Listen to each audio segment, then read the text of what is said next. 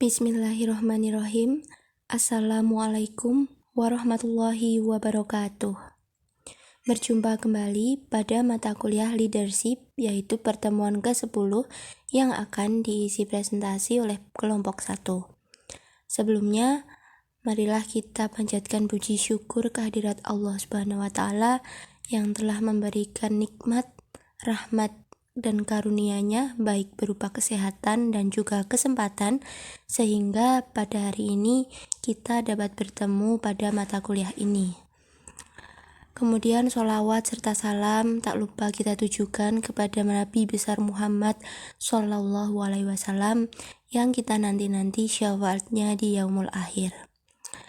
Pada pertemuan kali ini, kami dari kelompok 1 yang beranggotakan saya, Ajeng Rizky Kusuma Irvani, teman saya Maulida Rahmawati, Imelda Fani Pramudita, Faradina Rohmatul Miladiyah, Muhammad Faisal, dan Falikul Isbah akan menyampaikan materi terkait dengan kepemimpinan perempuan perspektif gender dalam organisasi. Pada materi ini yang akan kita ulas dan kita bahas bersama adalah mengenai perempuan dan kepemimpinan, kemudian tentang budaya organisasi, tipologi kepemimpinan, peran perempuan dalam analisis gender, dan juga peran sebagai pemimpin dalam Islam. Pada masa saat ini, jika mengulas mengenai kepemimpinan, pasti akan selalu dihubungkan dengan kaum laki-laki, karena kaum laki-laki dipandang lebih superior dalam hal tindakan, pikiran, karakter, dan sebagainya dibandingkan dengan kaum perempuan. Adapun mengenai bahasan tentang perempuan yang menjadi pemimpin, pasti akan menimbulkan berbagai pendapat. Salah satunya pendapat dari Charlie yang mengatakan bahwa perempuan kurang kompeten dalam memimpin karena seorang perempuan lebih memiliki gaya kepemimpinan yang tradisional dan tidak sedikit juga yang lebih memilih laki-laki sebagai contohnya. Baik, materi selanjutnya akan dilanjutkan rekan saya, yaitu Mbak Maulida Rahmawati. Masih melanjutkan bahasan dari Ajeng mengenai perempuan dan kepemimpinan. Sementara itu, Pierce dan Newstorm tahun 1999 menyebutkan bahwasanya seorang perempuan dalam mengambil sebuah keputusan akan lebih mengikuti intuisi dan rasa empatinya.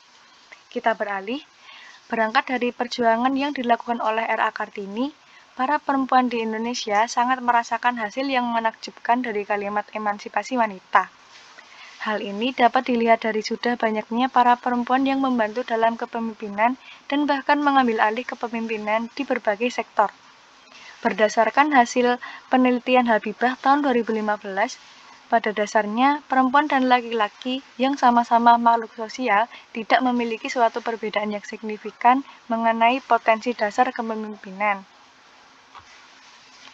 Jika ditilik lebih lanjut lagi, pada dasarnya seorang perempuan memiliki kemampuan dan sifat-sifat untuk bisa sukses sebagai pemimpin dan bahkan dapat melampaui para laki-laki. Hal tersebut disebabkan karena seorang perempuan cenderung lebih sabar, lebih teliti, memiliki empati, dan yang terpenting ialah multitasking, yaitu kemampuan mengerjakan beberapa hal sekaligus. Bicara juga mengenai kepemimpinan, pendapat Wahko Sumijo tahun 2003, kepemimpinan itu dapat berupa sifat, perilaku, pengaruh, pola interaksi, hubungan kerjasama, kedudukan, dan peran-peran lain yang didasarkan dari perspektif tentang legitimasi. Kadarusman tahun 2012 menjelaskan bahwasanya kepemimpinan itu dibagi menjadi 3 bagian, yaitu self-leadership, team leadership, dan organizational leadership. Kepemimpinan juga dapat diartikan sebagai aktivitas yang mempengaruhi dan mengarahkan seorang individu ataupun kelompok dengan berbagai kompatibilitasnya sehingga hasil yang diinginkan dapat tercapai. Di Indonesia, peranan seorang perempuan dalam permasalahan kepemimpinan sudah tidak lagi menjadi persoalan yang terus-menerus dibahas. Hal ini karena de jure telah ditetapkan bahwa tidak adanya perbedaan hak dan kewajiban antara laki-laki dan perempuan dalam berbagai hal. Pernyataan tersebut didasarkan pada Undang-Undang Dasar 1945 Pasal 27 dan juga ditegaskan lagi pada Garis-Garis Besar Haluan Negara atau GBHN pada tahun 1993. Selanjutnya dilanjutkan oleh teman saya, Imelda.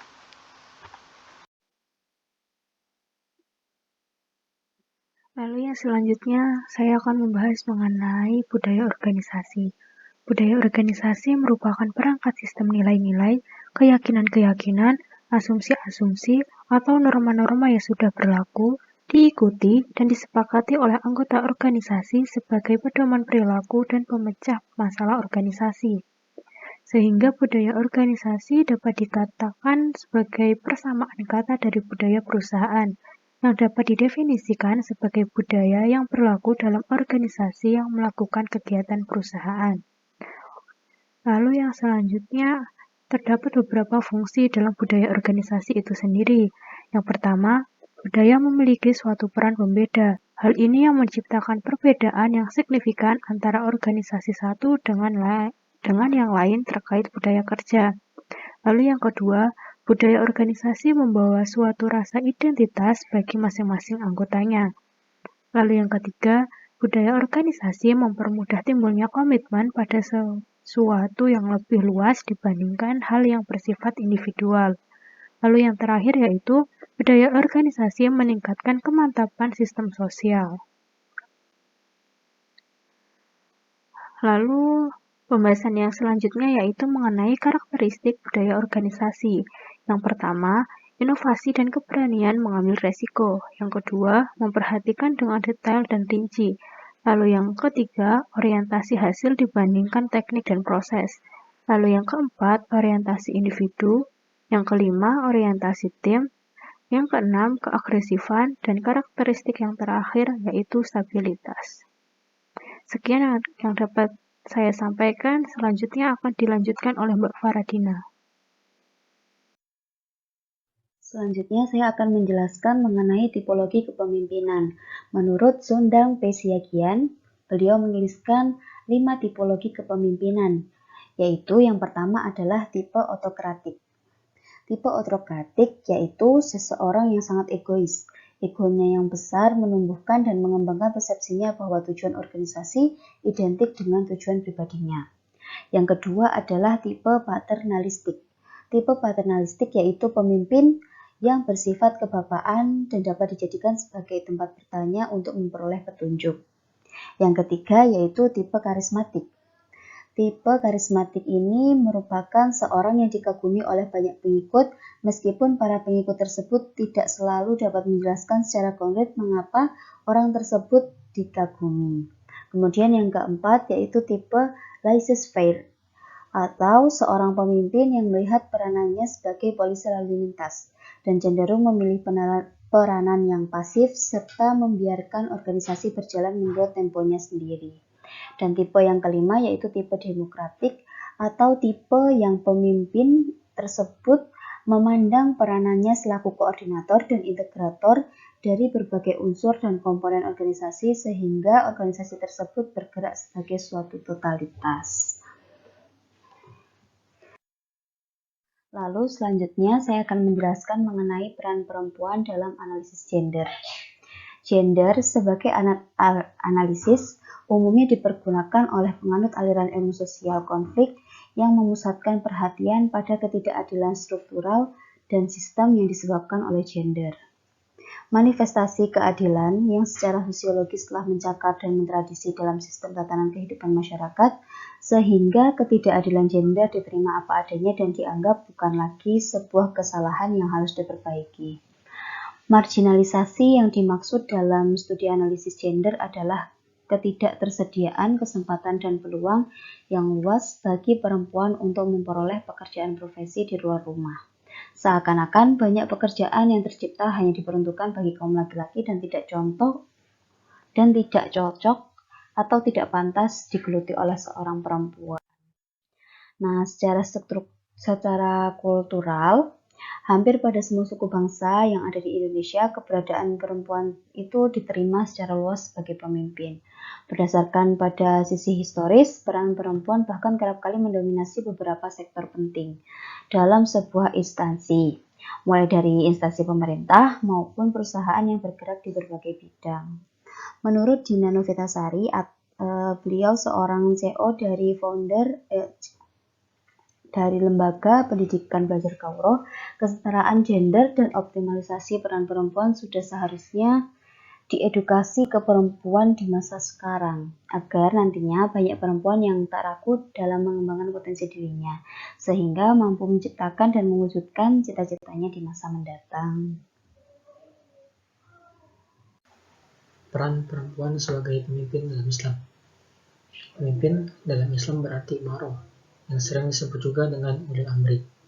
Umaro atau penguasa adalah orang yang mendapatkan amanah untuk mengurus urusan orang lain. Dalam Islam, kepemimpinan bukanlah milik segolongan elit, akan tetapi menjadi suatu kewajiban bagi setiap muslimin. Rasulullah Shallallahu Alaihi Wasallam bersabda, setiap dari kamu adalah pemimpin, dan setiap kamu akan dimintai pertanggungjawaban atas kepemimpinannya. Hadis riwayat Muslim.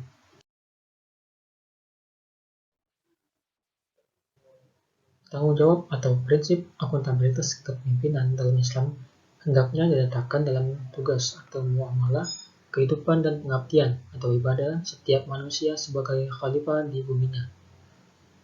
Firman Allah dalam surah Al-A'raf ayat 129 yang artinya, kaum Musa berkata, kami telah ditindas oleh Firaun sebelum kamu datang kepada kami dan sesudah kamu datang.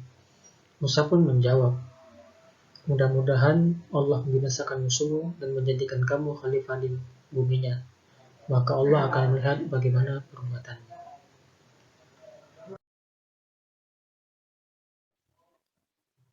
Menurut perspektif Islam, ada dua peran yang dimainkan oleh seorang pemimpin, yaitu yang pertama, pemimpin sebagai pelayan. Maksudnya ialah pemimpin adalah pelayan bagi pengikutnya, maka ia wajib memberikan kesejahteraan bagi para pengikutnya. Yang kedua adalah pemimpin sebagai pemandu. Maksudnya ialah pemimpin adalah orang yang memberikan arahan pada pengikutnya untuk menunjukkan jalan yang terbaik bagi para pengikutnya agar selamat sampai dengan tujuan. Selanjutnya saya akan menjelaskan tentang pengertian atau fungsi dari pemimpin atau pengikut menurut Bikun dan Badawi. Dalam bukunya The Leadership Process in Islam, beliau mengatakan bahwasannya seorang muslim akan melewati 4 tahapan proses dalam pembangunan spiritualnya. Untuk tahapan yang pertama yakni ada iman, kemudian Islam, kemudian takwa, dan kemudian di puncak terakhir ada ihsan. Untuk pengertian yang pertama yakni dalam proses pembangunan spiritual seseorang harus memiliki iman yang menunjukkan bahwa dirinya itu mempunyai dasar yang kuat dalam percaya kepada Allah dan segala apa yang diciptakannya. Karena unsur percaya itu sendiri itu berasal dari hati, yang mana unsur terkecil dari seorang manusia. Kemudian ada Islam, yang itu adalah bentuk aktualisasi dari iman itu sendiri dengan melaksanakan segala perintah Allah, yakni sholat, terus ada puasa dan lain-lain.